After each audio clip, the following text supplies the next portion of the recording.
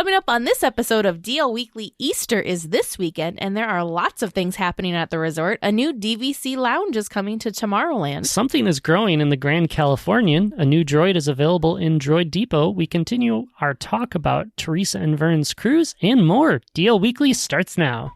Well, hello there. Welcome to our unbirthday party. For your safety, please be sure to stay listening with your hands, arms, feet, and ears inside the podcast. And please, do give Tag and Teresa easier trivia questions. Well, it seems DL Weekly is about to begin. Have a most wonderful time. Perhaps tea time. Hello and welcome to this episode of DL Weekly for the week of April 5th, 2023. I'm Teresa Urban. And I'm producer James, not Tag, in case you were confused. Yes, unfortunately, Tag is not with us tonight. He is at home resting and trying to feel better. So we hope you feel better soon, Tag. Yes. Meantime, enjoy my Disney takes. And along the way, we'd like to thank all our current weekly tiers, including Brenda and Kurt, Tim P., Nathan R., and Lonnie S. for supporting the show. Without your support, DL Weekly would not be possible, and I would not get to ask fun trivia questions. Your support ensures that this podcast will continue and we can make it to the parks more often to bring you the latest news and information from the parks. If you'd like to become an official weekly tier, head on over to dlweekly.net/support to sign up. Well, it's that time again for our friend Eric over at Concierge to catch us up on other Disney news. Hello everyone, this is Eric Johnson with Concierge and welcome to the D180. While Teg and Teresa cover all things Disneyland, not, Teg and Eric. Eric and Teg? How would we do it if this was a regular thing? Never mind. While Teg and Teresa cover all things Disneyland, in the D180 we take a spin around the rest of the Disney universe, and we do it in 180 seconds. Not, like the 10 minutes we did in that other episode. Yeah. Let's jump right in, shall we? We start our journey in Walt Disney World, where Disney's Animal Kingdom is about to celebrate its 25th anniversary. The park opened in April of 1998 on Earth Day, adding a completely unique experience to the Walt Disney World Resort. Since that time, Animal Kingdom has expanded in giant ways, bringing exciting attractions, fantastic vistas, and top-rate dining to a park already known for conservation and innovative animal care. Through these 25 years, the Disney Conservation Fund has directed over $120 million to organizations that improve our world and save the lives of animals and natural landscapes. If you have never been to Walt Disney World, this might be the year to drop by. You can stay at the Animal Kingdom Lodge for 25 to 30% off much of this summer. If you're in for the whole Animal Kingdom experience, though, you definitely want to stay in full view of the savannah, enjoying your morning breakfast with a view of giraffes enjoying theirs. It might be a few years off, but get ready for some more adventures on the high seas. Disney Park and Experiences Chairman Josh D'Amaro announced a partnership with the Singapore Tourism Board. Disney Cruise Line will establish a home port in Singapore for its 7th ship starting in 2025. This is an exciting step for Disney, opening up a whole new world of cruise destinations out of Asia. We don't know much about this ship yet, but Disney promises it will be packed with all of the activities and perks we have come to expect from the cruise line. I'm sure it will have plenty of characters to meet, great food to eat, and fun for the entire family. I can't wait to hear more about this new line. Let's head northeast a little ways, up to Shanghai Disney Resort. Taking its cue from the Flower and Garden Festival in Epcot, the Shanghai Park is also decked out in colorful springtime blooms. Just like its Orlando counterpart, elaborate topiaries of your favorite characters are spread throughout the park, including Duffy and Lena Bell, characters we don't see too much around here. And speaking of Duffy and his pals, each one has a new costume specifically for spring. Each colorful outfit reflects a particular flower, resulting in a pastel rainbow. Lena Bell, Duffy, and Shelley Mae dressed as Freesia, Cherry Blossoms, and Hyacinth. These are all fun takes on these characters that are very popular in the Asian parks. And speaking of flowers, you should see these pics of floral displays around Shanghai Disney. The park is always gorgeous, of course, and the enchanted storybook castle at the center quietly shouts, "Eat your heart out, Walt Disney World." This springtime, Shanghai's horticulturists just kind of look like they're showing off. Shanghai Disney's grounds explode with color, texture, and shapes appropriate to their setting. Start in the Gardens of Imagination, where cone-shaped giant lupines mimic the spires of the enchanted storybook castle itself in the distance. Head toward the Frozen Sing-Along, and you'll find an increasing amount of snow roses that paint the walkways white. Disney parks are well known for their floral displays, but really, these go a step beyond. And that's 180 seconds. I hope you enjoyed our quick spin around the rest of the Disney universe. If you would like to learn more about these Disney adventures or just have a few questions, please come on over. Visit the social media and websites of both the DL Weekly and us, their official travel planners, concierges. We look forward to planning something special for you and yours. I'm Eric Johnson, and this has been your D180. Thanks, Eric. Now let's get to the news.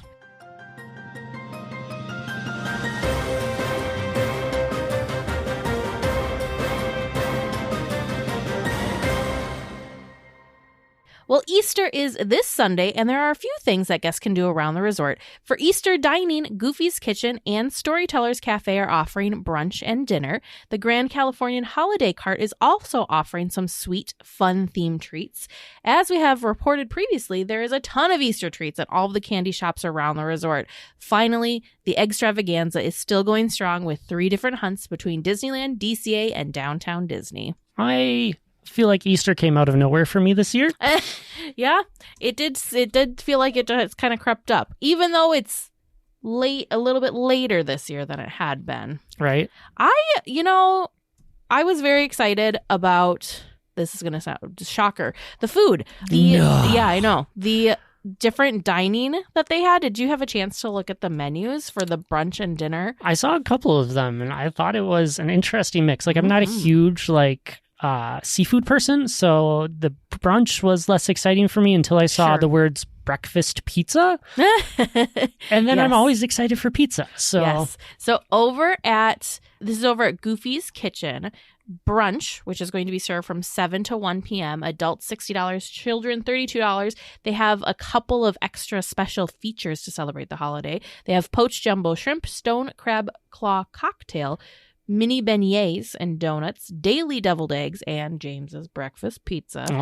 Dinner is served from 1:30 to 9 p.m. Adult pricing is $85, children $35. And those features are slow roasted prime rib of beef, orange saffron salmon, holiday roasted chicken, barbecue pork spare ribs, and macaroni and cheese. Now that just sounds like a lot of entrees, so I'm really glad there's the mac and cheese to go with it to give us something. But yeah, I'd try all of those, even the salmon.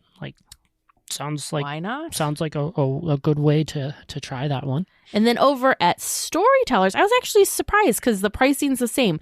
For brunch, adults are $60, children $32, and then dinner, adults $85, children $35. I feel like usually Storytellers is a little bit more spendy, so that was exciting. This one, the brunch, there was one particular thing that caught my eye. There is a strawberry rhubarb French toast with vanilla marzipan. Yum. Does that, I'm not usually a breakfast person, and that just sounded so, yeah. I don't know what it was. I don't know if it's the strawberry, if it's the rhubarb. Or the mascarpone. Who knows? I don't know. But, yum. So for a full list, of course, be sure to check out the links in our show notes. Absolutely. No, you know what I like about Easter coming around the park too is it's just the right amount of time we've been able to recover from all of Halloween and Christmas going on for so long.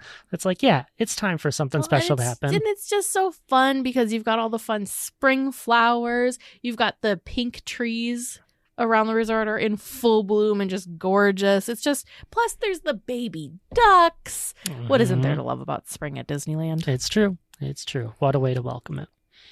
Anyway, the Disney Vacation Club members will have a new place to hang out in Disneyland coming later this month. The Disney Vacation Club Starview Station, a member lounge, is scheduled to open on April 19th in Tomorrowland. It's on the second floor of the Star Wars launch bay.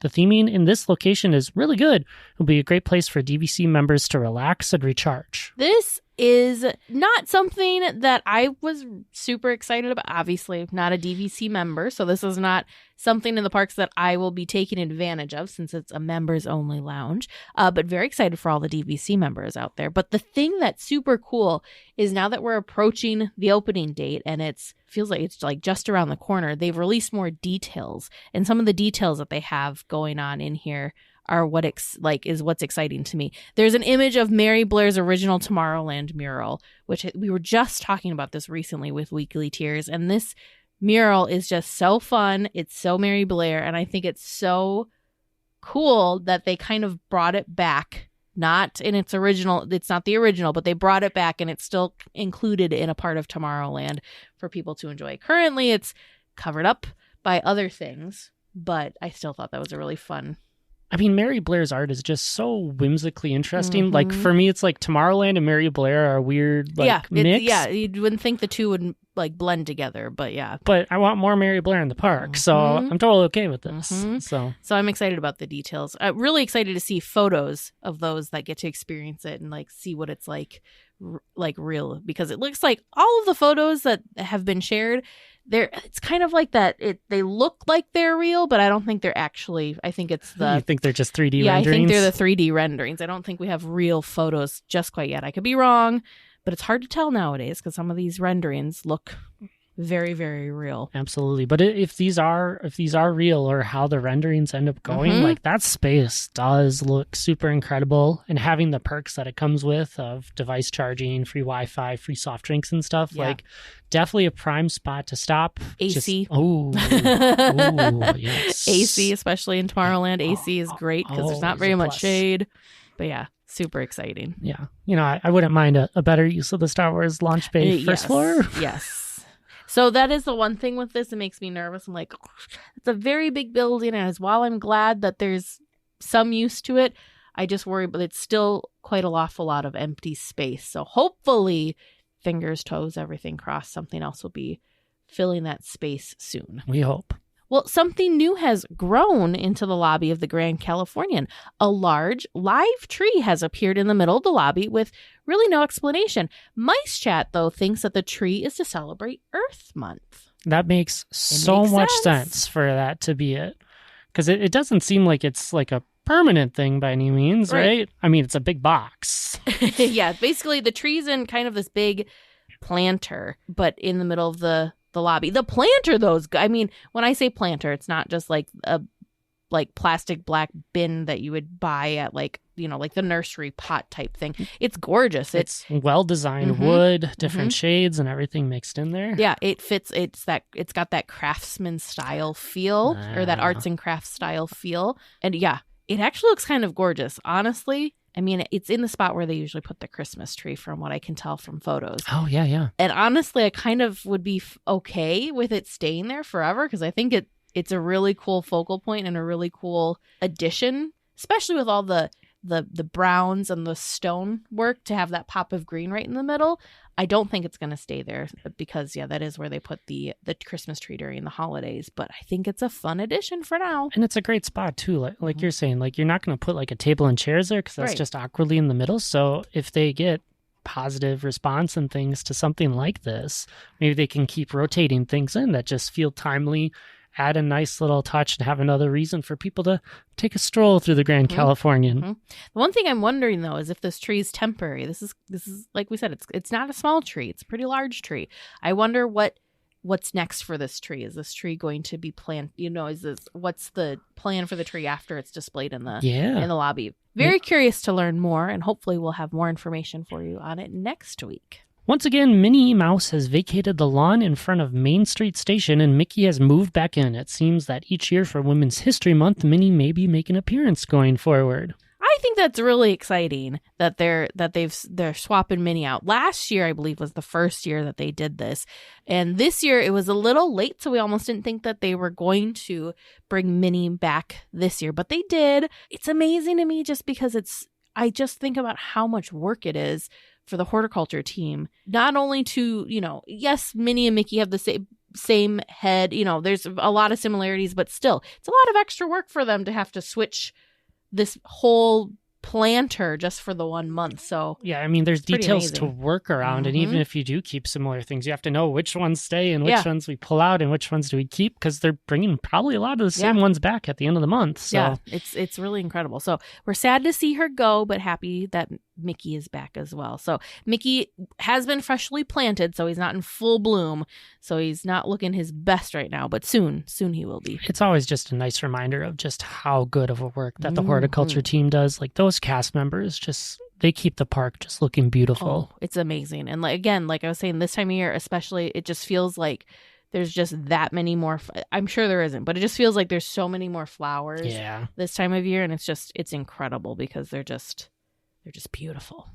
Well, the single rider entrance of Space Mountain has changed once again. So after the single rider line returned earlier this year, going through the Lightning Lane entrance, it has now been relocated to the exit of the attraction. I think it was just last week we reported that it returned, but we were kind of confused that they were using the Lightning Lane, but they've gone back and you're entering through the exit for the single rider line. I was thinking to myself, I'm like, man, they're changing this just as fast as people have to get in and out of those cars. Basically. Yeah, basically. Who knows where it's going to be next week? No, I'm just kidding.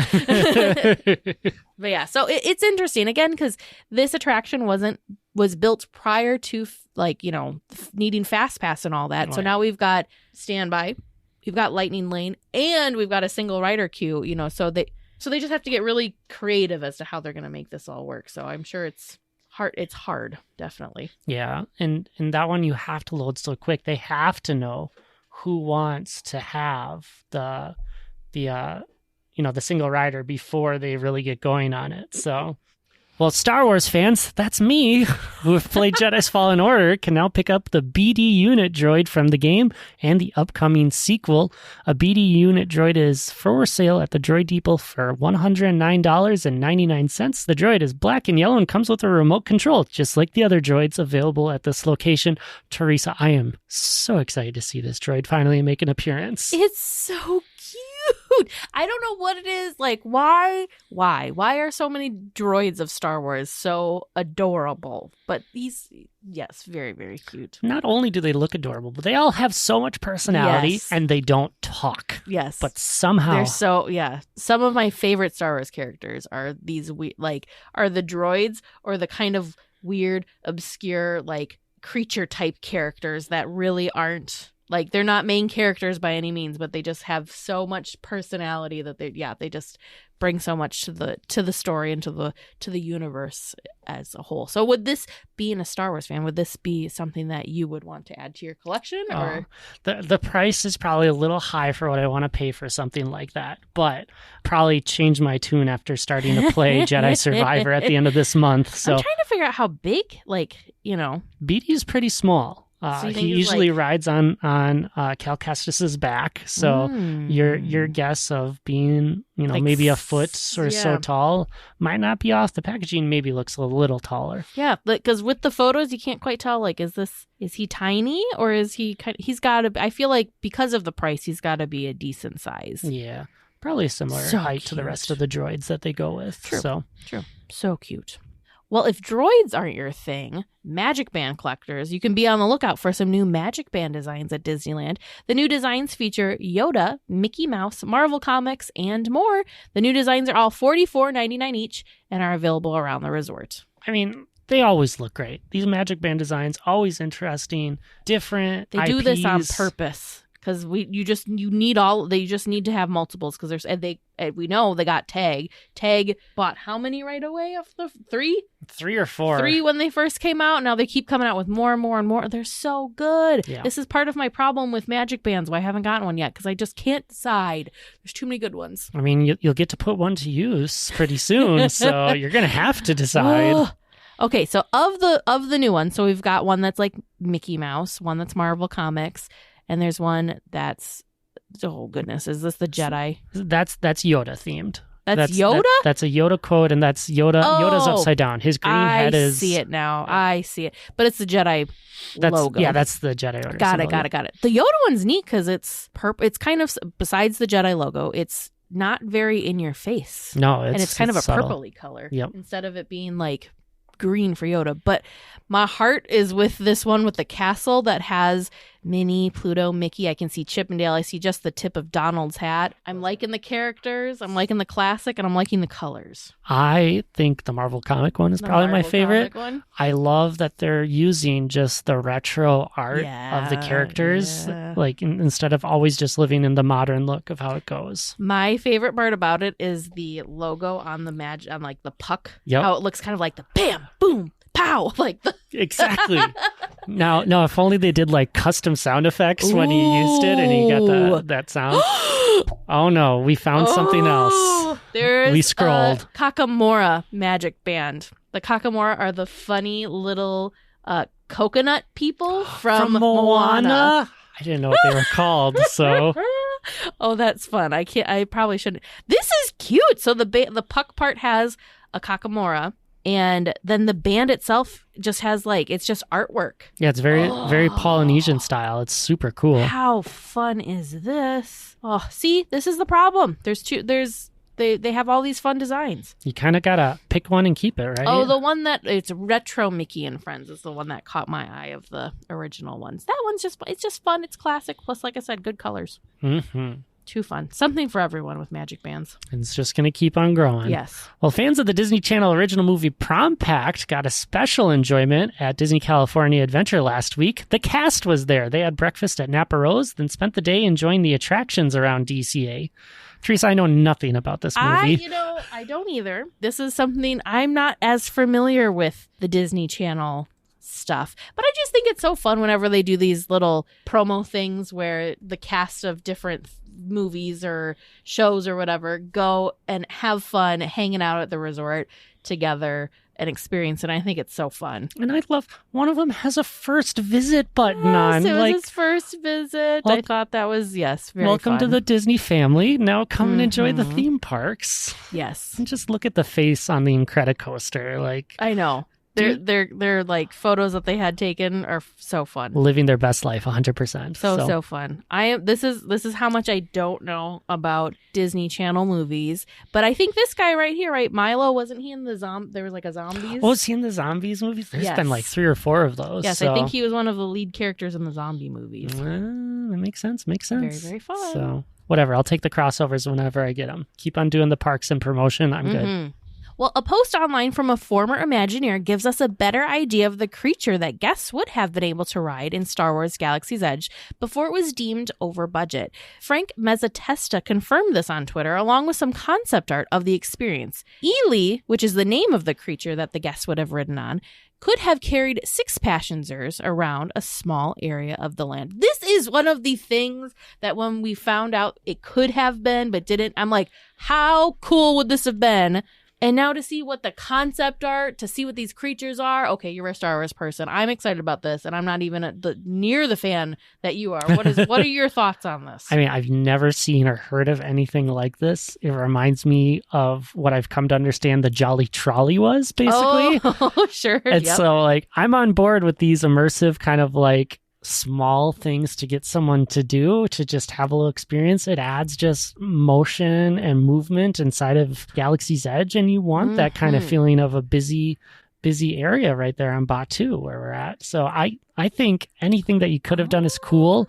I totally understand the idea of budget cuts and the space that thing would have taken up, especially because they probably would have had to have another little small queue on top of an interesting loading platform with the height that I imagine this would have to have.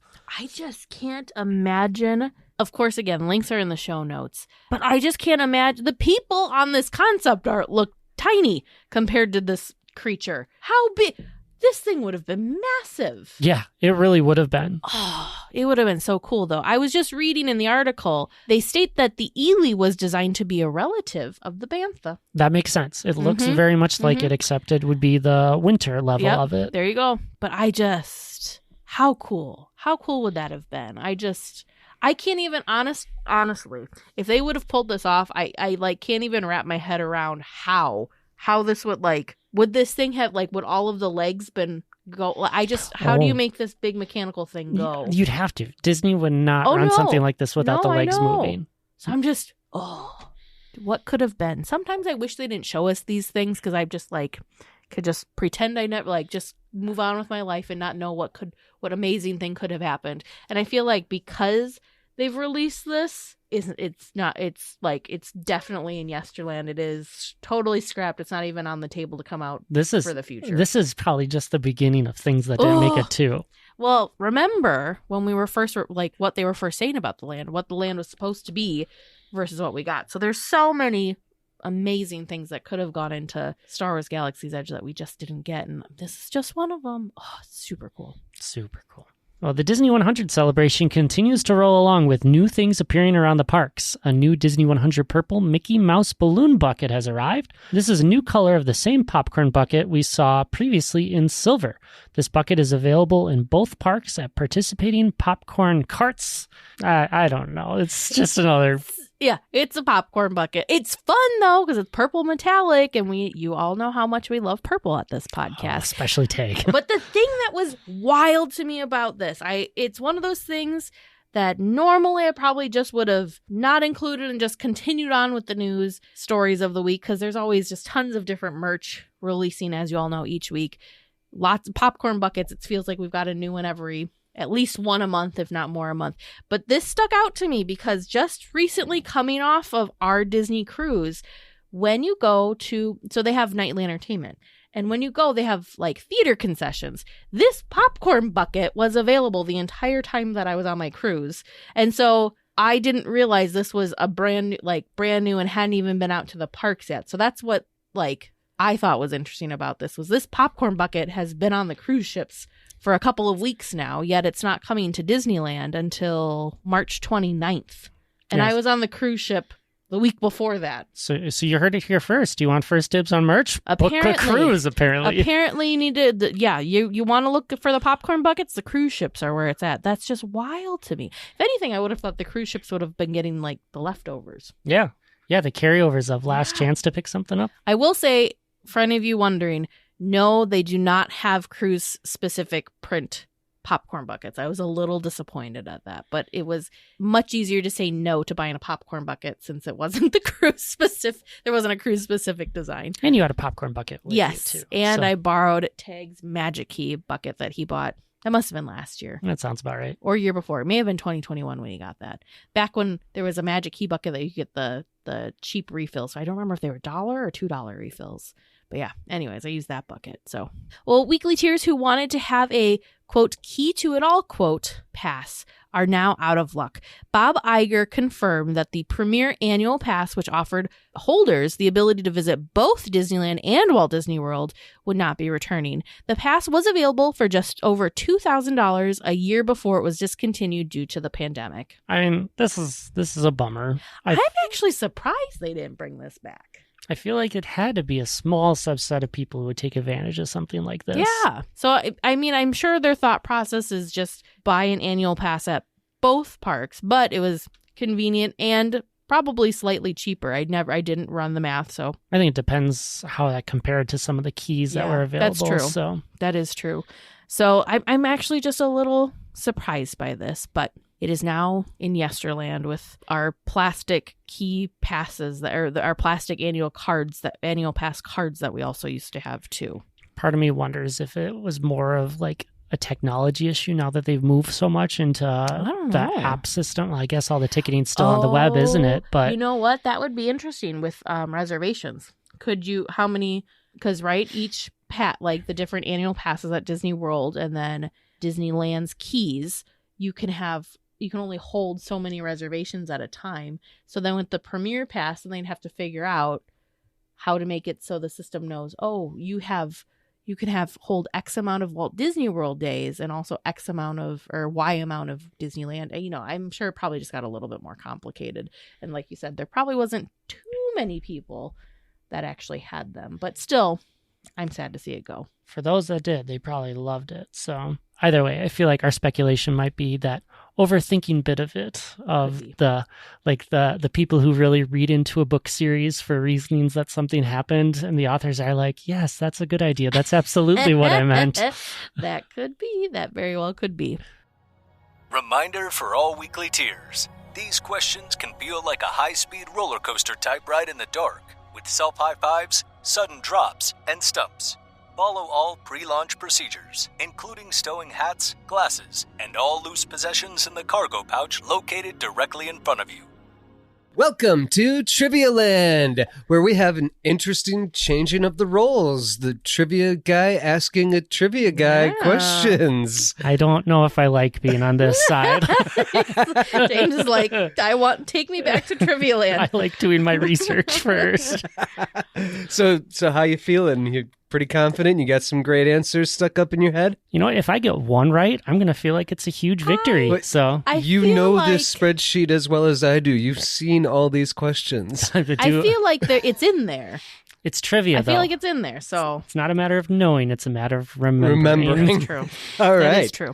Well, let's see how many you remember, shall we? Yeah. Your first listener-submitted question tonight from listener Donna S. Approximately how many animatronics are in Pirates of the Caribbean? Approximately how many animatronics? I will give you a grace of, I'm being generous, 10. 10. Plus or minus. Does it make me a crazy person that I almost want to think about the attraction and start counting? That's a lot of animatronics to count, I feel like. And you're going to get lost in the town. Gosh. The thing that gets me is I'm trying to think about how many animals there are. Yes, that's Because there's so there's so not many. only the live pirates. There's there's all the little animals ahead of that, and oh man, I'm just gonna the go octopus. with That's an animatronic. that is. Thank goodness that's just one. You don't have to count all the limbs. I'm just gonna go with a flat 200. 200? I think I might be high, if anything. I Honestly. think you might be high. Yeah, But I'm gonna go with 125. That might be high too. I feel like you're low, if anything. 200 and 125, are those your final answers? Yeah, lock it in. All right. Your second question from listener Stacia S. Who is Huey, Dewey, and Louie's mother? Donald's sister.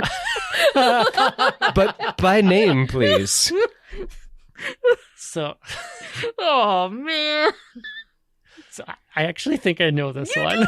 I think I know this one because I think it's Della Duck. Della Duck. I think it's short for something actually, but I don't know what Della would be short for. I'm even trying to think back to some of the cartoons I watched, and there was one. It was like another aunt or somebody that came. That's the only reason that I have this Yeah. guess is because I got to watch some of the DuckTales when I babysat a little bit. And Sure. so Yeah. I think it got mentioned a couple of times. So I mean, I'm Oh, how can cheating. you I not? feel like that's right, honestly. So we're gonna go with hitch your wagon to and mine. my boat. Since we're Yes. talking about ducks. Oh, Donald's brother's wife. Oh yeah, that's true. Oh. Could also be Donald's brother's wife. Oh. So, Della, is that your final answer? Della. Della. Della, all right. And your third listener-submitted question from listener Tara F. How many languages are represented in the Coke Corner displays, and can you name them? Oh my goodness. So here's the thing. Tara sent in a ton of trivia about Coke Corner. These are the kicker I questions. think I read one of them and just pasted the rest because Yeah. I'm like, these are something else. I will look at them a later day. So I definitely don't remember this one. I feel like even if you did research this one, this would be a hard one to remember. Yeah. This is definitely Especially one. all of the different languages. Oh my goodness. I can't imagine there's that many. I'm going to say, That space is not that big where they I'm have gonna all the say- display. yeah, I'm going to say 5. 5? Okay, I'll say 4 to be different. Now, if we had to guess which language. Yeah, which languages? I'm going to say, I feel like Spanish is a safe guess. Gosh, they I have would park say- maps in do you like think- every language. yeah. Do you think it has to do with the parks, where the parks are located? Like there's one in Japanese, there's one in Chinese, there's one in French, and 2 English? Yeah. No, I like that idea. I will go with you on that one. So Chinese, Japanese, French, and Spanish. I feel. And I'll say English too Oh, for sure. mine, since I'm doing 5. So you're going to do Spanish, Japanese, French, English? Yeah. Or French, Chinese. Yeah. I feel like English doesn't count. Maybe it should count. maybe I should nix the Spanish one. Yeah, let's do that. Yeah, I'm Yep. thinking it's, it could be either way. It could be 5 for the parks, or it could be 4 for the continent. Oh, geez. Or countries. Yep, the countries. Ooh, we had good. I think we may have accidentally walked our way into that one. You know, even if we're wrong, I like the logic behind this. They need to change it up to go along with it. Yeah, we'll go with that though. Okay, so we got French, Japanese, Chinese, and English. Yes. Okay. For G. Yep. All right. Final answer. Yeah. Final. All right. Not going to get any better. Okay. And your fourth and final regular round question from listener Robert S. Do you know Mickey's middle name? I know Donald's middle name. Yeah, me too. Mickey. And knowing Donald's middle name, it could be anything for Mickey. It really could, yeah. Was it Fauntleroy, right? Fauntleroy. Yes. Oh, yeah, that's how you say it. So, yeah. So it's kind of classy, is what I'm gathering. Mm-hmm. Would Walt have named it like after someone else that means something to him? Or do you think it'd be like Mickey Elias Disney? Ooh, that's Or an Disney. interesting idea. Mickey Elias Mouse? I can't even think of what like letter it could start with. Like M feels like it could, but then Donald's is not. I don't think we'd get MMM. No. I was just thinking, wouldn't it be funny if it was Oswald and his initials are Mom? Oh! But Oswald, well, it could be since Oswald was the original. Mm-hmm. It's like Gregor, and it's the original it's MGM. not Oswald. That's what I was thinking. If it was like a throwback to Oswald, and then it was Mickey Oswald Mouse, but then his initials would be Mom, but no, it's not Oswald. Oh. I wasn't giving it away.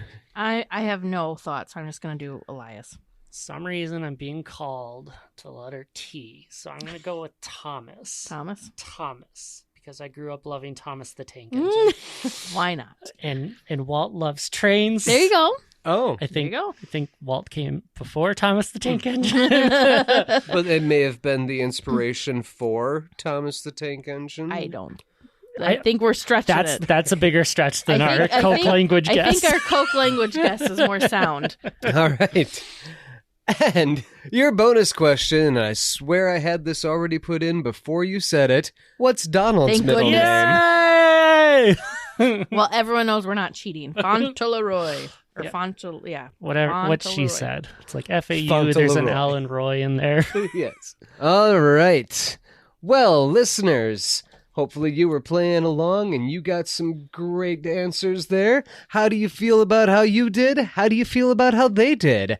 Stick around until after the discussion and we will all find out together. Well, this week for our discussion topic, we are finishing our conversation with Teresa and Vern about their cruise. And last week, on our last episode, we talked about their stateroom, kind of getting to the ship, talking kind of overall about the ship a little bit about some of the limited amount of food, things that were not the main dining. But this week, I think we're going to talk about some more activities, and we're going to talk about some main food. So what were some of the activities that you guys did that were not your big excursion, but just kind of on the ship? Ship activities. Yeah. We took part in tons of trivia, which was so fun. I will have to count how many we did. I want to say probably 5 or 6 different trivias we sat.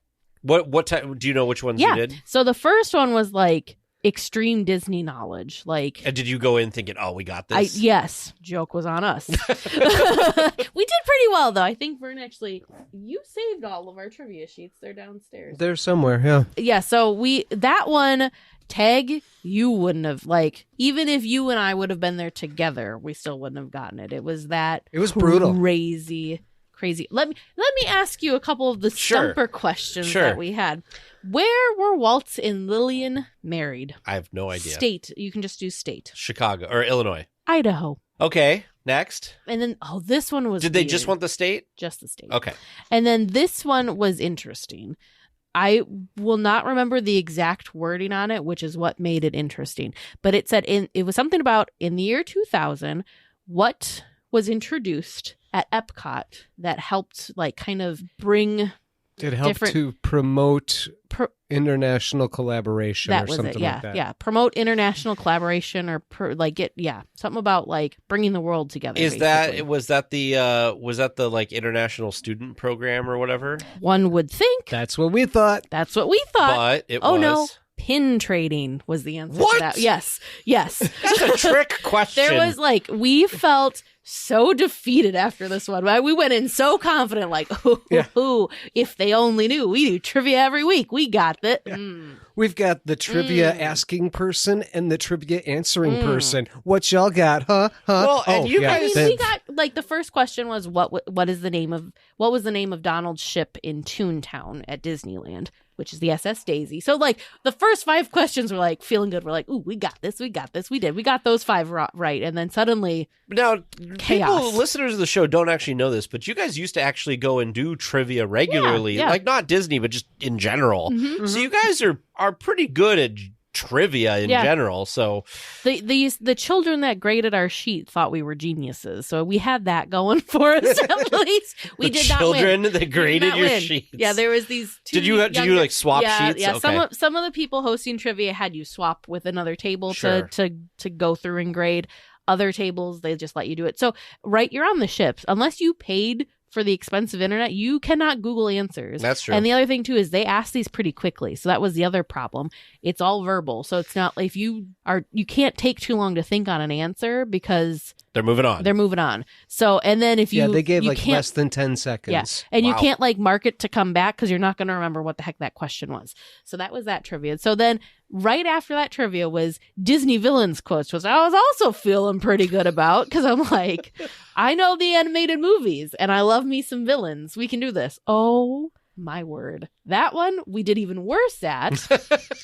And it was fun because there was a couple other couples, like adult couples, Sure. that had done the first Disney trivia that then walked over to the other one. And we were kind of commiserating with each other like, wow, that was like... What just happened? What just happened? And so then we kind of felt better that all of us were like thinking we were pretty confident and then feeling pretty defeated. So then we were all commiserating together.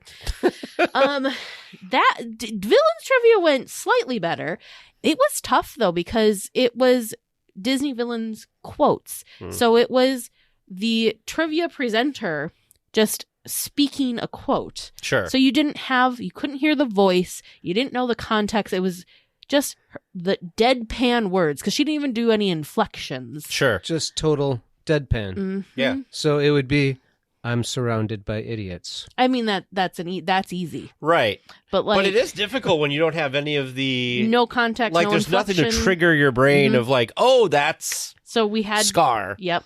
So we had to say, I think it was villain and it was who the villain was and what the movie was. Okay. There were some pretty obscure ones like what is his name? Amos from The Fox and the Hound. Sure. That was one of his quotes. I knew, and it was stuff like, thankfully you got 2 points, one for the villain's name, one for the movie, because there was a couple of them that I knew the movie, but I just didn't know what the villain's name was. It was also, I couldn't remember his name, but it's McLeach from The Rescuers Down Under. I remembered it was The Rescuers Down Under, but I could not remember his name. So Sure. yeah, we did not win that one either. So, of the trivias that you went to, were there people that successfully won these? Yeah, there was a winner in every one, and you had to be dang near perfect. Wow. And get every single thing right. So we did make trivia friends. So after we were feeling more defeated after the villains trivia, the couple that sat next to us, we got to talking, and one of the other trivias that I thought, oh, for sure, have this in the bag, was theme park trivia. Okay. However, right, we were in the minority being Disneyland fans on this cruise. Sure. Everybody else was talking about all their Disney World stuff.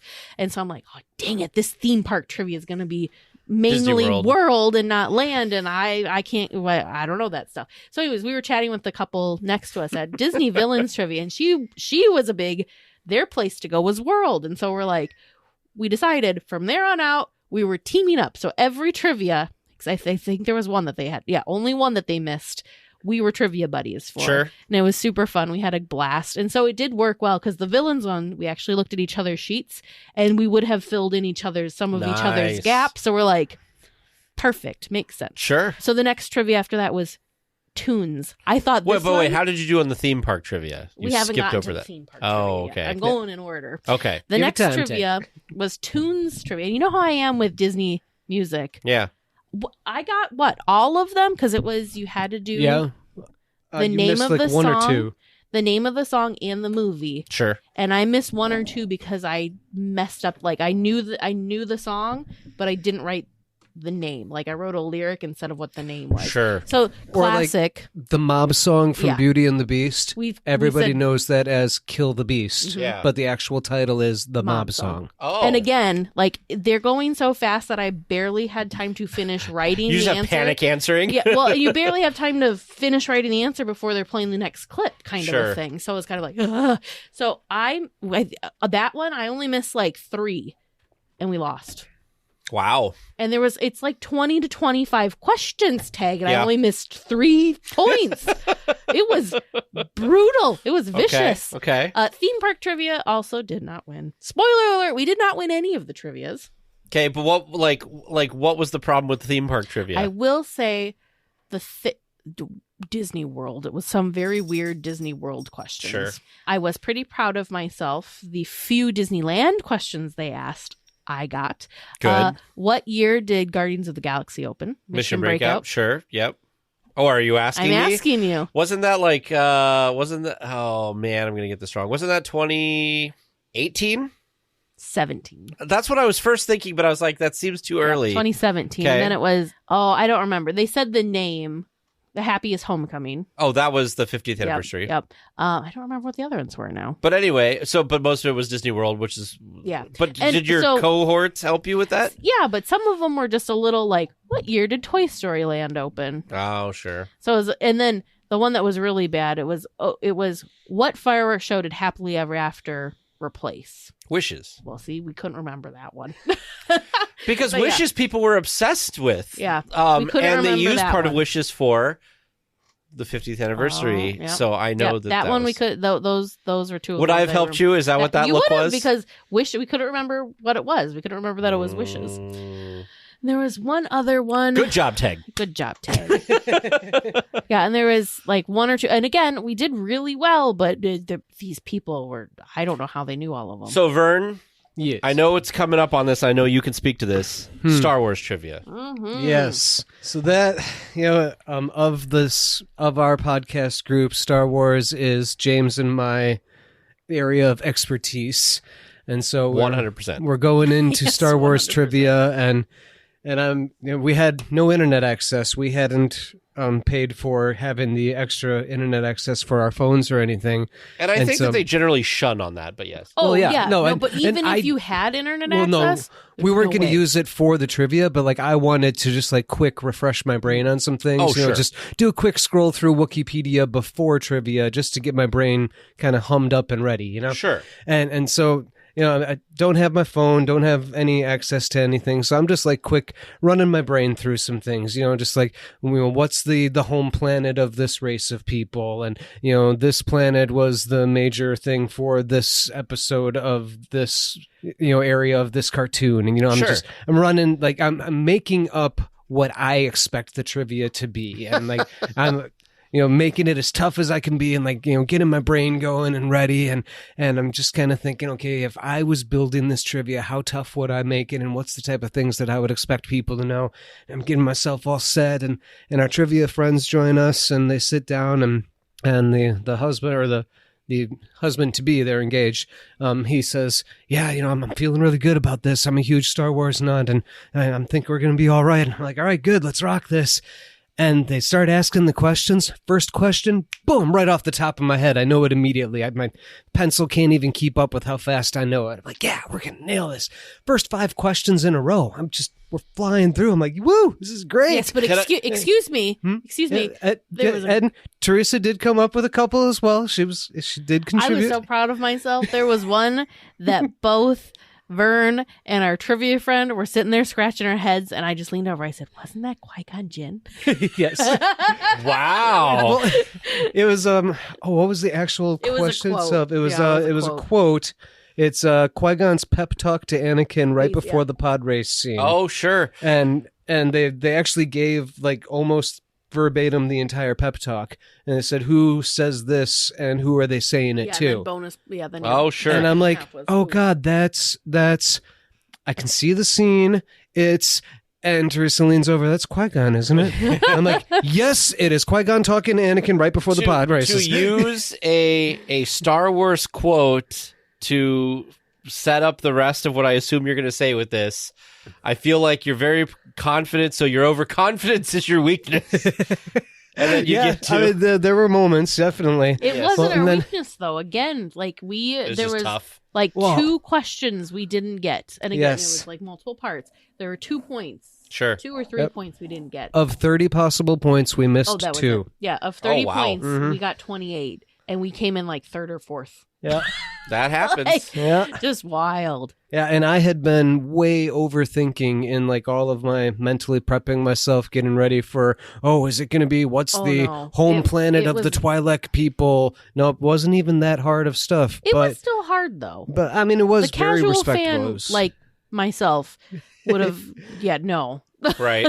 With the exception of one question, they stuck entirely to the major 9 movies. Okay. So that made it easier for the casual fan. There was a solo question. There was that's right. Yep. Okay, so they kept it to the cinematic releases. Yeah. Sure. Yep. Yeah, So it they wasn't didn't just have, the like, 9. There was They didn't have one some animated like one. Mandalorian question or anything like that? No, there was one question from Rebels Oh, okay. where it was who got on the loudspeaker and said to the people of Lothal, we all need to stand up together and resist. We can do this as a people, or blah, blah, whatever the exact quote was. And as soon as I heard spoke to the people of Lothal, I started writing Ezra Bridger because that's the only person that would be speaking to the people of Lothal. And the person that was running the trivia actually mispronounced Lothal. And she's like, Lothal? I think that's how it is. And half the crowd is like, it's Lothal. And then the best part was someone's like, nerds, like joking. Yeah. So all corrected. Well, that happened on our cruise too, because we did a Harry Potter, or no, it wasn't our cruise. It was a local thing. We went to this Harry Potter thing, and they knew nothing of Harry Potter, and they pronounced things all wrong, and everybody was like, "Really? Yeah. Like you're running a Harry Potter trivia?" I think they confessed that they hadn't even seen a Harry Potter film. So it's like, why are you running this? But anyway, sorry. Continue. Yes. So, but yeah, of the 2 questions that we got wrong, I confess that I couldn't remember the odds of surviving a run through an asteroid field. So, which was the correct answer? Was what, Teresa? 3,720 to 1. To 1. That's is burned in my brain now. Never our forget. answer was our trivia friend remembered the 720. Yeah. So I said that's still pretty good. So you just did 720 to 1? 720 to 1 because he remembered the 700. He's like, I just watched this. 720 to 1. Well, yeah. Super close. Just didn't have the 3. Super, super, super close. You were only off by 3,000. Yeah. And then the other question that we got wrong was, what are the first words of the opening crawl of episode 7? And what are those, Vern? And I will never forget that the first words of the opening crawl of episode 7 is, Luke Skywalker is missing. Yeah. Yep. You know, until you said that, I had no idea what it was either. Yep. Wow. Yep. So what else? Tough So competition. lots of trivia, which is Lots pretty common on cruise ships in general. Yes. What other types of activities that were not your excursion did they have? Character meet and greets. Lots and lots of character meet and greets, which we actually, the first day, were kind of like, we're going to stay away from those because the lines were a little crazy. But then we noticed we kind of noticed patterns in when character lines were crazy and not crazy. So earlier, like the morning character times, perfect. Go do the morning character meet and greets. Nobody's out meeting characters then? Yeah, there's hardly anybody out meeting characters. And the characters weren't out for long. So it would say on the Navigator app that Mickey was meeting from like 9 to 9:15. Oh, wow. It wasn't really truly that Mickey was only meeting for 15 minutes. But if you weren't in that line by 9:15, you would not meet Mickey. Wow. So that was your like queuing time. So then they would just go through it as fast as Right. they could. So the last day we actually hit 4 back to back because they were all in the same spot. It started Pluto nice. was first, and then it was Daisy, and then Donald, and then Goofy. So we just kind of, and it was funny because we weren't the only ones doing it. There was a whole group of us that were kind of just looping around because by the time you waited in line to meet whoever was meeting, You get back in you line. get back in the line, and you were in the line for the next person. That's a smart way to do it, so though. it was really fun. Some other things they had animation classes. So like Animation Academy, but Yes, like Animation Academy, but on a cruise ship. Little different, because they weren't like Disney. It was just the cruise staff that was Sure. doing it, so it wasn't like animators teaching, but still really fun. But our teacher had like 14 years experience of teaching people to draw. Oh, Yeah, wow. yeah. Yeah. So I mean, it we were wasn't really like he didn't have a clue what he was doing. He was a Right. very good teacher. Right. Who did Yes. you guys draw? We drew Tigger. Oh. And they very didn't announce passable Tiggers. They didn't announce the characters ahead of time, so you didn't know who the character was until you arrived. There was also, what was the other thing? Oh, this was an unexpected highlight of the trip. Okay. We went because I just needed to know what it was, because there were some activities, like all the trivia, most of the trivia, and most of the animation was all ages, so families could go. But some of the things were adult only, and there was one on there that I just needed to know what it was. It was adult crafts. I'm like, what? What are let's do it. What are adult crafts? So we went and we go in, and the cast member, we kind of go in and there's like nobody in there. We got there early, and there was just this cast member kind of like had his head down. He was on the other side of this like half wall thing, and then he kind of popped his head up. He's like, "Oh, are you guys here for adult craft?" And we're like, "We are." And he's like, "It's the most ridiculous but amazing thing. I'm so mesmerized by it." And This is the cast member. Yes, this The is cast member.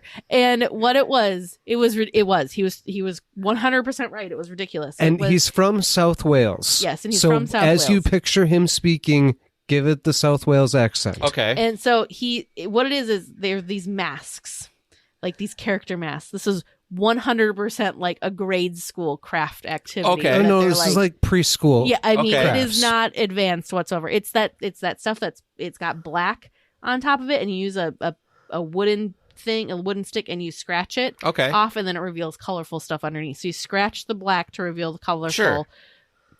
Very basic, Sure. but it was all sorts of weird characters. There was like a reindeer. I had this like weird butterfly thing. Vern Sure. had a bunny.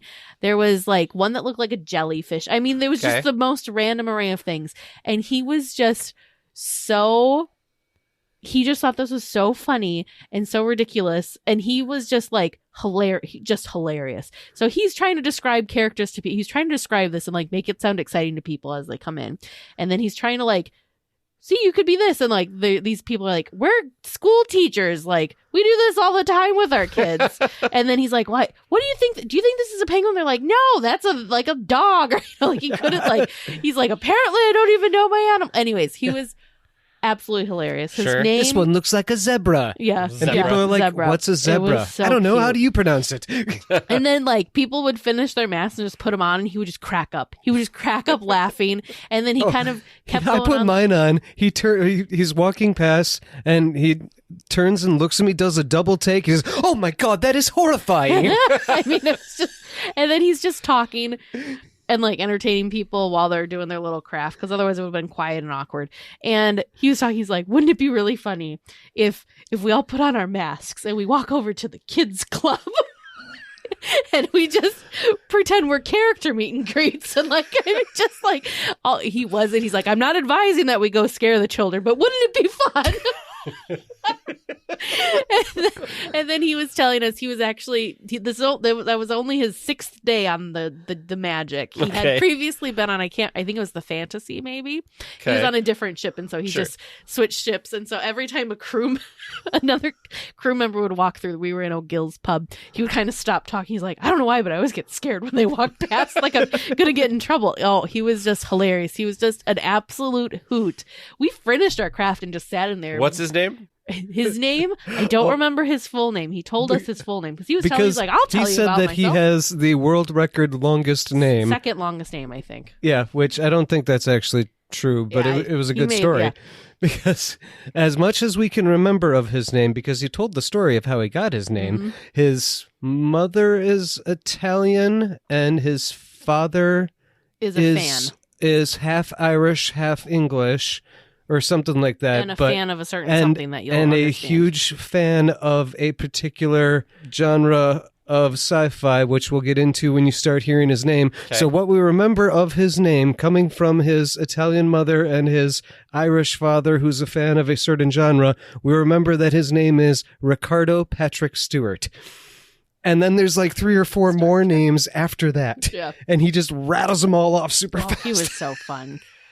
He just Well, put- Ricardo Patrick Stewart, whatever the last is, apparently if you're going to be if anybody's listening to this and going to be on the Magic soon, go find him. You need to meet Ricardo Patrick Stewart. Did He was Ricardo just Patrick a Stewart hoot. ever tell you why it's adult crafting? Because is it just like adults without only. kids? Yeah, Okay. no Yeah, kids. just that Yeah, there 'cause aren't any kids it was, there, yeah, and no that you kids. can do your own But thing, he was have just a so cocktail. funny because he's like, why is this the adult craft? Like he was so funny. Oh, and then I want to the do this now. entire rest of the trip, every time we saw him, we just like it took us back to that, and it was like there was like this unwritten club of people that had attended that Sure. adult craft, because we would then be walking and see people with their masks. Like, Oh, and people use ridiculous. magnets to put their Yeah, masks so then- on their yeah, so, doors, like- so that we put our mask on we our put door. mask on our door, so we all knew who each other were. Do you Oh have my this gosh. mask? Is it I down? have Oh, yeah. the Okay, mask. I We want still to have ask it. Of course, the mask needed to come back Okay. with us.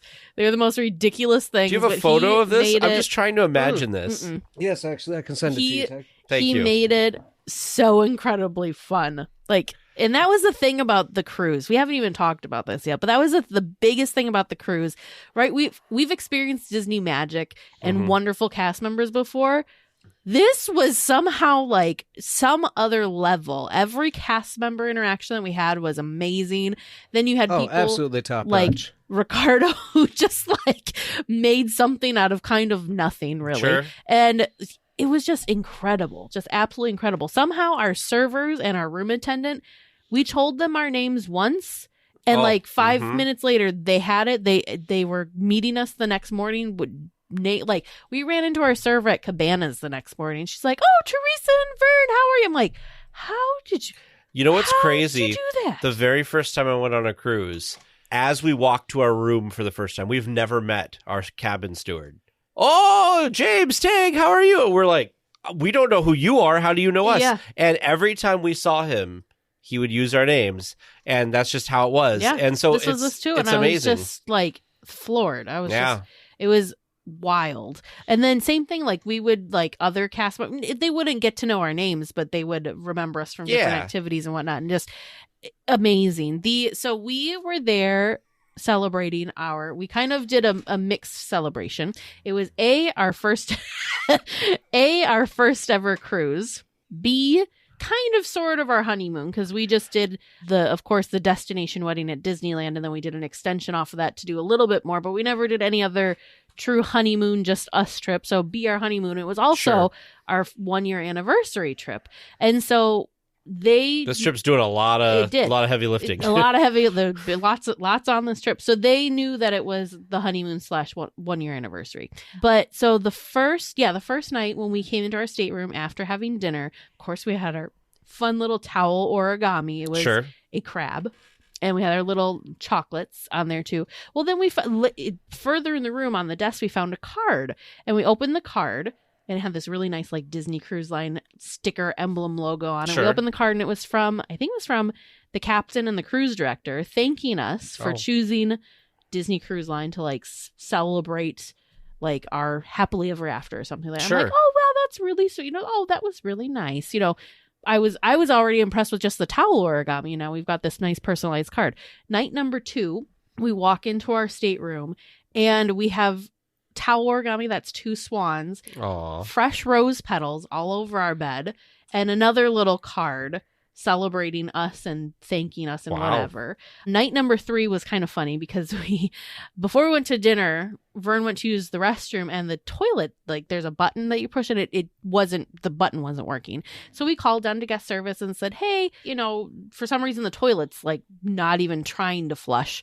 We're so sorry, we'll send a plumber. And, we said, we're on our way to dinner, Whatever. no problem. So because they basically said, as long as you don't have your do not disturb sign out, they can come take care of it. So we went to dinner, came back, toilet was flooded. Like that's all we needed. Toilet was working, no problem, went to bed. Next morning we get up. Vern was getting up to run every morning. And there's a card in our little fish extender from Disney, and we open it. It was like 7 a.m. that we wake up and see this card's there. Open the card, and it's, hey, sorry we missed you while you're out having fun. Please give guest services a call as soon as you can. And so I'm thinking, is there something wrong with like the card on file? Like, Sure. this is weird. So Vern gave them a call while I was getting ready, and they were just checking in to make sure that everything was working with our bathroom. And we're like, oh yeah, no, everything's great. No problems with it. Thanks for checking in. Bye.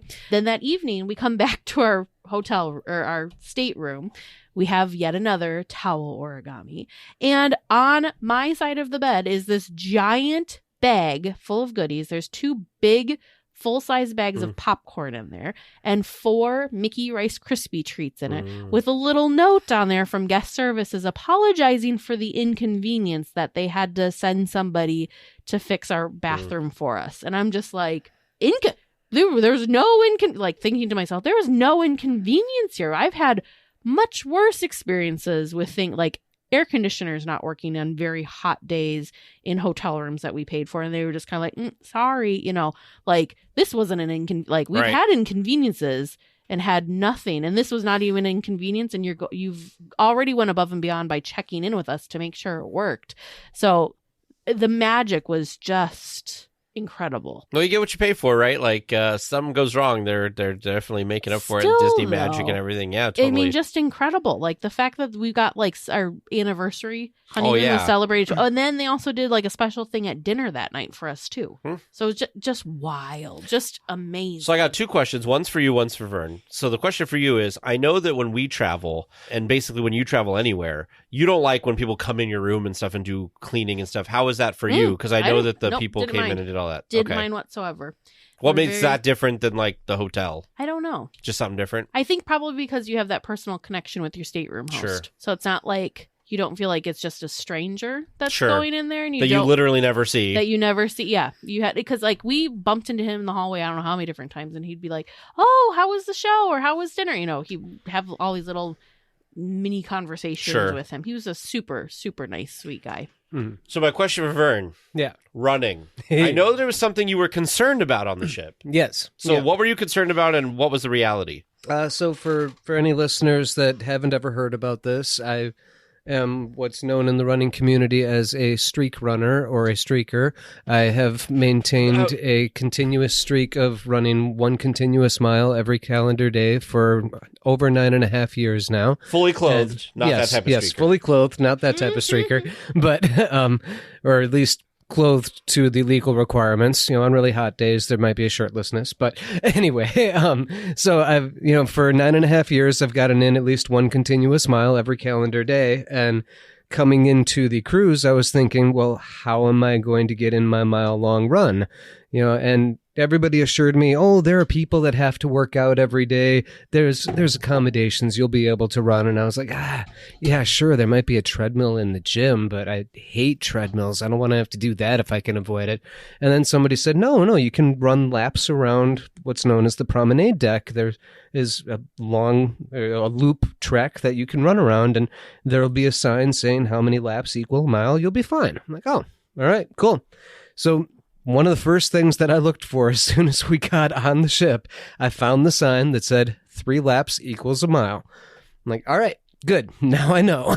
So our first morning that we woke up on the ship, we're out at sea, and I got up and I went up to the promenade deck, deck 4, and went out on the outside and started running and put in 6 laps, the equivalent of 2 miles, even though my GPS watch said that I had gone over 5 miles, because as the ship is going forward, I'm also running, and so it all adds up that way. But yeah, I was able to still get in my run, and it was a nice loop. I mean, 0.3 of a mile, it wasn't enough, going around corners that I was racking up my knees or anything. And because of how it followed the contours of the ship, there was an area where it went down into where the ropes, the rigging and whatnot of how they tie off to shore, all of that comes up, and so the track had to go down into that area. So I had a little bit of a downhill slope and then a little bit of an uphill coming back up out of there. So it wasn't just completely flat for the entirety of the loop. I actually did get a little bit of terrain change, so kept it varied and interesting. And because I did it at the same time, the same time of day every morning, I actually got to know some people that were always out, and there was a gentleman that was out watching the sunrise every morning, so I'd see him every day, and we got used to seeing each other, and we'd, hey, good morning, good to see you again, just catch the sunrise right, so good. Glad you enjoyed it. All right, well, have a good day. So yeah, it was very nice. I was able to get in my run every morning, and that was an important thing for my routine and for me to be able to keep doing my thing that I enjoy to do. It is interesting because James and I were doing a running thing when we went on our last cruise. And you're right, the GPS gets weird because it tracks you, but the ship is moving. Yeah. So there were times, I think, with our thing that was saying that we were running like crazy fast, because when we were running with the ship, it's like, oh, you're going really fast. Yep. But then when you're running on the other side going towards the back, it's like you're going really slow. I was either going 3-minute mile pace or 13-minute mile pace, depending which direction I was going. And what's really funny is our watches, because we do our stuff on our watch. Our watches were like, are you still running? And we're like, yes, we're still running. But because it was using the GPS for that part, it's like, okay. Mm-hmm. But it is fun to look at the maps afterwards, and you're like, man, anybody look at this and follow me. This is just weird. And then when you look at it, it's literally like middle of the ocean. Yep. Oh, yeah. Yeah. So it was a good experience. Wasn't a problem for you running. No, Everything was I was good. able to keep to my normal routine, and And there is also a gym. So if treadmills are more your thing, or you don't want to run laps, or you want to do some weightlifting or whatever, there is also a gym that's available. The other problem that we ran into, and I don't know, I was curious to find out about this from you about the cruise ship there, is when we would run, sometimes people also use that track for walking, and they're supposed to stay to one side or whatever, but people are always not the best at that. Did you have any problems with that, or was it always pretty clear? I mean, the few people that I did come across, everybody followed normal public track etiquette. Keep to the inside, allow faster people to pass you.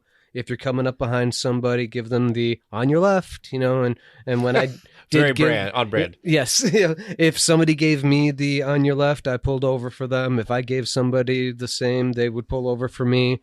I mean, one time I caught up to a group of people that were walking 3 abreast, and they didn't hear me coming, and then they got all scattered and, we don't know where to go. And I'm like, I told you I'm coming on your left. You just move to the right.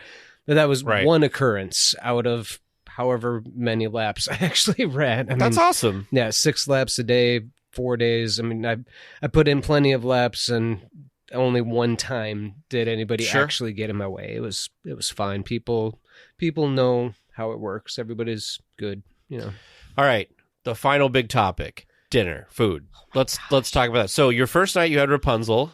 What was that? Yep. So you talked a little bit about that last episode. Yeah, first night was Rapunzel's royal table. And so when you do a Disney cruise, they kind of ask you things. We opted, and I'm so happy that we went this way. You could choose if you wanted and say you preferred to have a table to yourself. Sure. Since we're a group of 2. We did not. We got paired up with another couple, and did you stick with that couple throughout? We were with that couple the entire time, and we became fast friends. So we have trivia friends now from the cruise, and we also have dinner friends now from the cruise. We had an absolute blast with them. We had a server, and then we also had an assistant server, as well as a head server. The server and assistant server, phenomenal. So much fun. I think because we had late dining, you could almost see a shift in their personalities. They like from work mode into like the more relaxed mode, because late dining, it's late. It starts at 8:15. So a lot of people that had families that were doing late dining kind of wanted to get like in and out and get on with their night, go to bed, whatever. So halfway through our meal, we would kind of look up and realize that like half of the restaurant had emptied out. Sure. And about that time is then when our server, Betty and Daniel, kind of got a little like more like relaxed and loose and fun. Because they weren't attending to as many they people. They didn't have as many things to be watching and be worried about, but super fun. They did like, so the first night was actually one of our table friends' birthdays. Oh. So they did a little birthday thing. Daniel, we about fell out of our chairs. Grabbed one of the lids that they put on the food. So it's like this big silver round thing, and one of the giant pepper grinders, and made himself a guitar as they were singing her happy birthday. And then later came by and asked if she would prefer Minnie Mouse or a duck. and did like little art with the napkin. So he made a little what looked like a rubber duck out of the napkin. And then he also made her the Minnie Mouse thing. It looked like a bow. So then he put it on her head and it looked like she was wearing a bow like Minnie Mouse. So it was very cute. But back to the food. Phenomenal. And the thing that was great was there was so many good choices, and the portion size that they did, especially for appetizers and for desserts, was pretty small. So if there were two things that were piquing your interest that you wanted to try, it didn't feel like ordering the two things you'd be wasting a bunch of food because so one of the nights was, what did I order this? Oh, this first night I only did one. I did a charcuterie board because the other things on the menu were either seafood or had mushrooms and I couldn't have. But the charcuterie board was really nice. Vern had a tuna tartare, which is usually not my thing, and I had a bite of his and it was amazing. Absolutely amazing. I ate my all of the steak that I wanted. I had so much steak. Salads were amazing. Desserts, though, every night we had at least 3 desserts. Okay. At least. Not each of us. We not shared. Each. We would share. Oh, okay. 3, sometimes 4 Was desserts. there a dessert that was the dessert overall? There was a creme brulee cheesecake and a creme brulee that were both very, very good. It's hard because honestly, there was only one dessert I didn't enjoy. Okay, what was that? There was a chocolate souffle. Oh, really? You didn't like the chocolate souffle? I was not a fan. It was too eggy. Oh, okay. For me, and I'm not an egg fan. But so, what were your mains? What did you have for mains? Then we can find out from Vern what his mains were, just in general, over the few nights. First. By the way, what was your rotation? We didn't talk about this. So you had Rapunzel first. Rapunzel's first. Lumiere's was the second one. Okay. We were at Lumiere's for 2 nights. Lumiere's, the first night was just regular Lumiere's, which worked out really well for us because the Friday night on the cruise just happened to be the formal night. Sure. And we were assigned to the fanciest dining room on formal night, so that worked out well. Because Lumiere's is the fanciest. Lumiere's is the fanciest one, and then besides Palo also. Yes, besides Palo, which is the adult only one that costs extra. And then the second night we were assigned Lumiere's again, but it was pirate night, so we had a pirate themed menu. All of the dining locations had the same menu on pirate night, and then the final night was Animator's Palette, which was the one that I was looking forward to the most because you're surrounded by sketches and it kind of comes to life and gets colored in and all this fun stuff. So it's one of the things that all the Disney cruises are most known for is that Animator's Palette. So the first night it was called the Snuggly Duckling Platter, which is a selection of charcuterie with pumpernickel and German mustard. And then for my entree, I had the Captain of the Guard's roasted prime rib of beef with a double baked potato, broccoli, sweet roasted characters, and a red wine veal sauce. And then the desserts that we tried that evening were Rapunzel's fry pan sweetbread. So it came in a little looked pan. like her little pan. That's funny. And it was fry bread dusted with powdered sugar with a chocolate hazelnut sauce. I also tried the creme brulee cheesecake, and the signature dessert there was the Gothel Black Forest Tower, which was rich chocolate creme, cherry compote, and a chocolate cake tower. Very good. And again, the chocolate cake, I was a little worried because when you think of chocolate cake, how ginormous slices you sometimes get. This was tiny. Yeah, just a little maybe a half cup circle. Sure. Vern, what did you have the first night at Rapunzel's? I had the tuna tartare as a appetizer, and I had the sea bass as my meal. And both were just phenomenal. The tuna tartare was better than any of the sushi that you and I have ever shared. Oh. I mean, just so good. Beyond sushi grade, absolutely melted in the mouth. Just phenomenal. I mean, I got Teresa to try it and like it. It was that good. Yeah. Really good. Yeah. And the sea bass, just, light, flaky. Every time the fork sunk in, it just pulled away nice and clean, just melted in the mouth. Fish that doesn't need to be swimming in sauce just comes out as a solid steak and just melts in the mouth. Just, yeah, chef's kiss all the way. Awesome. Yeah. So what was your second night? So I had breaded and deep fried brie with cranberry chutney, the French onion soup, and then also I had the filet steak it was buttered green beans, crushed potatoes with shallots, red wine jus and a béarnaise sauce on the side. Oh, it was yummy, melt in your mouth, super delicious. And then we had our cute little they did a little anniversary song and a little anniversary dessert for us. And then for the dessert round, I ordered the creme brulee, and then this is where the white chocolate souffle was at. Ooh. But the creme brulee was delightful. Vern, what did you have on night 2 for dinner? I started with an appetizer of escargot. Ooh. And also a iced lobster and jumbo shrimp with green asparagus, horseradish, and cream and dill dressing. Nice. And then as my entree, I had the oven-roasted salmon royale with a horseradish crust accompanied by sautéed Swiss chard, truffled cauliflower puree, and a white wine beurre blanc. Ooh, that sounds good. It was, again, with the, like I said about the last one, they absolutely do not disappoint on how they prepare their fish dishes. They get the good cuts of good fish and they prepare them well, and just everything was just so done right. Isn't it amazing that they're making like hundreds of dishes at a time and they come out so good? Still?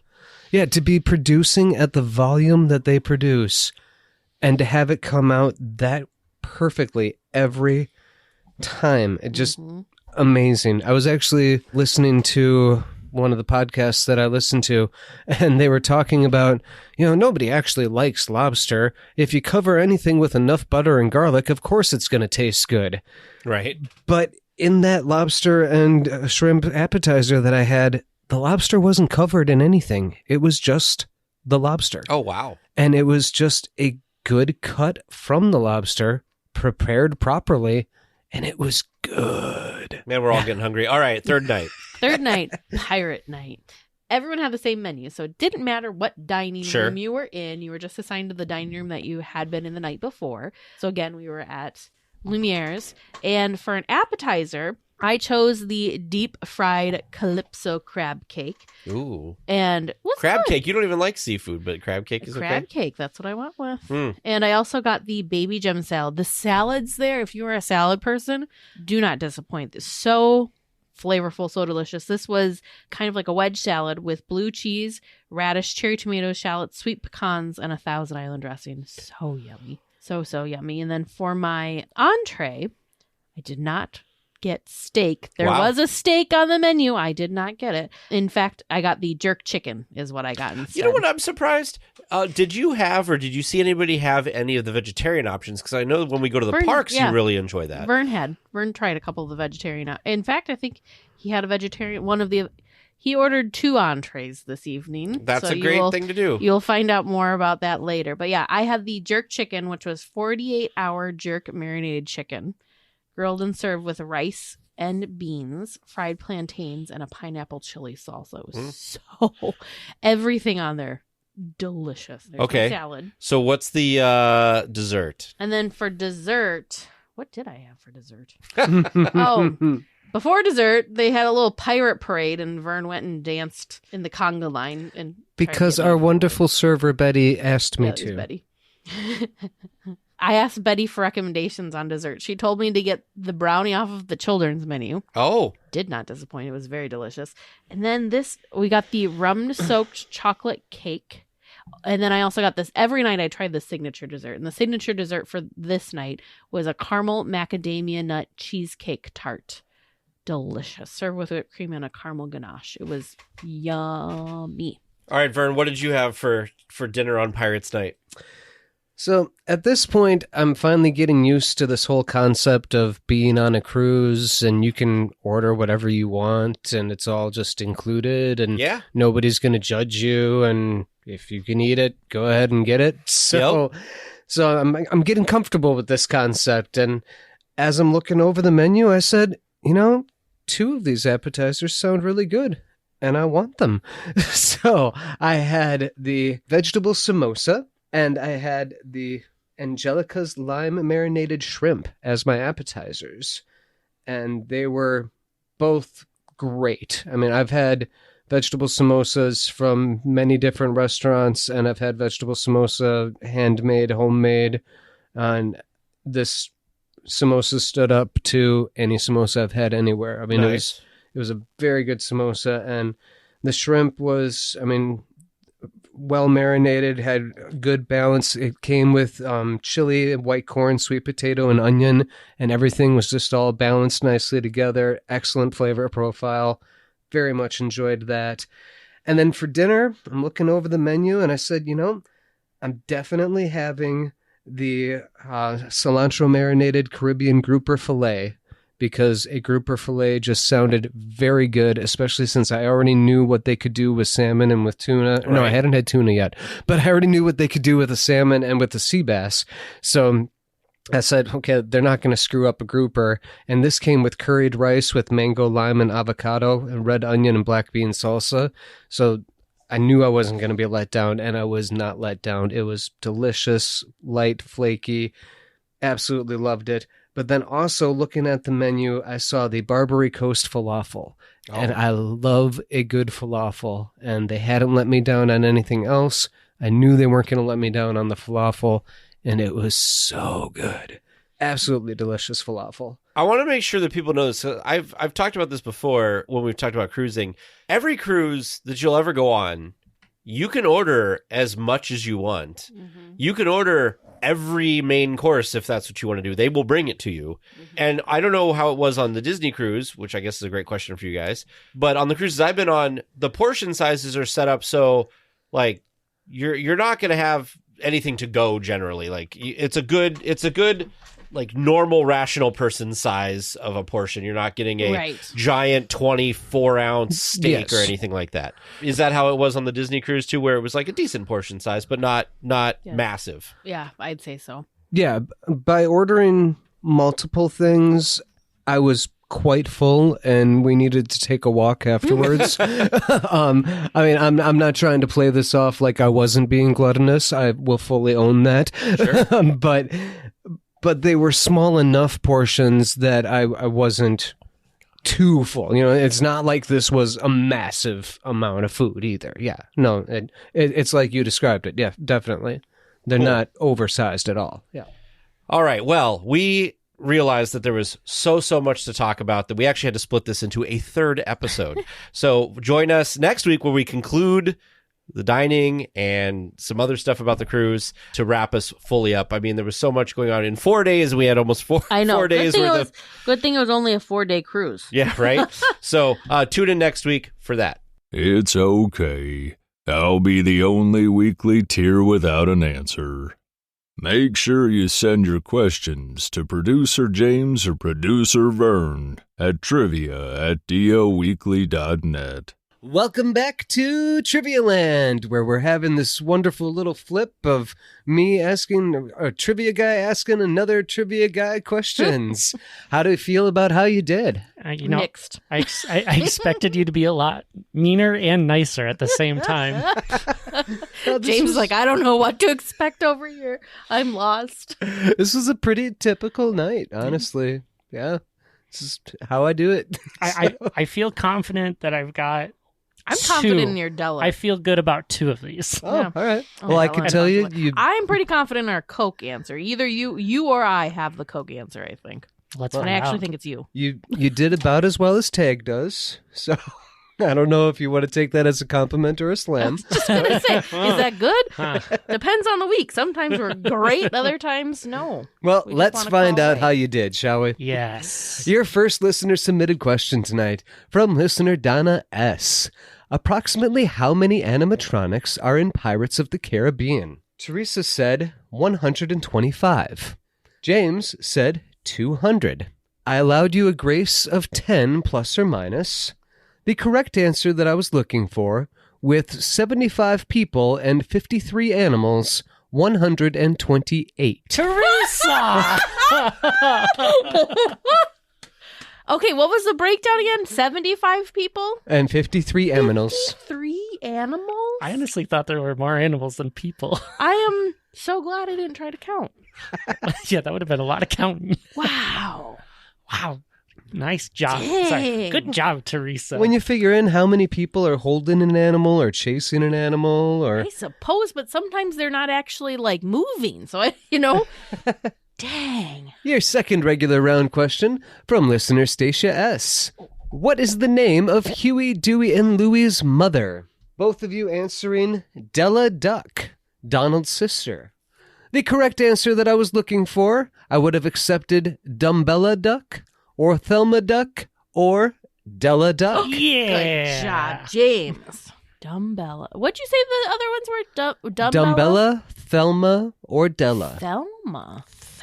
That is interesting. So I wonder if Della's is Della a nickname? Like maybe Thelma's her real name and Della's her nickname? My guess would be that there's comics versus early rendition of the cartoon to newest rendition of the cartoon. That could be. Is my best guess. That I makes would sense. have to take the time to vet it to know for certain. Your third regular round question from listener Tara F. How many languages are represented in the Coke Corner displays, and can you name all of them? Oh, gosh. Now that you say all of them.